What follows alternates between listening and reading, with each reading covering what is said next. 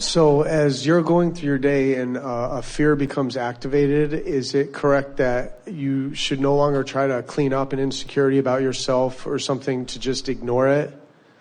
You could go general. In other words, if you catch it early, so you're able to get away from the specifics of it. When it's really active and it's, law of attractions bring you more thoughts and, the fear's going on. So there's already a momentum going, and this is the thing that you're helping us to convey. When there's that momentum, what momentum is a grid filling in. So you want to ask yourself the question, from what database are these items coming? In other words, what grid have I got going on and where am I pulling from? And if you've got negative emotion, then it means you're pulling from a place that you don't want to pull from. So now you want to do whatever you can to stop that. If you were watching television, you just push that little button, change the frequency, and get a whole other station. But it's not likely that you're going to do that once you have momentum going with thought. So that's when we'd step back into a more basic place. We'd go general as fast as we could. We'd say things like, I don't have to figure this out right now. I'm just going to let this momentum peter out. It won't last long. I don't have to deal with this now. Clearly, I've got a point of attraction going on that I want to change, but now is not necessarily the moment to do it. So you're stepping away from it, making it more and more general. And then sometimes you can say,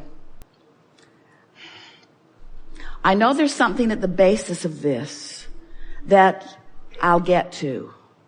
And sometimes the basis of it will come to your mind right then. In other words, sometimes you have enough clarity going. If you've stood in your grid often enough, then stepping out of it and into it and out of it and into it and out of it and into it becomes a sort of flexible dance. In fact, that's what we wish for all of you, because we don't want to ever give you the impression that you need to get in your vortex or that you need to always be only in alignment with who you were before you came into this physical body or all that you've become, because you want to sift and sort. Expansion is really dependent upon new information, new opportunity to mold the clay. I feel like the more I get into the vortex, and then when an insecurity or fear becomes active, I want to attack it and clean it up. But look at it this way.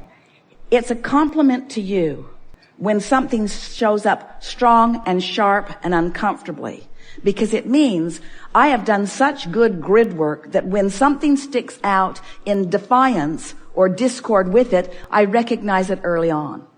That's the way we would explain that to ourselves. I'm feeling this in a strong way because who I really am is something quite different than whatever this is.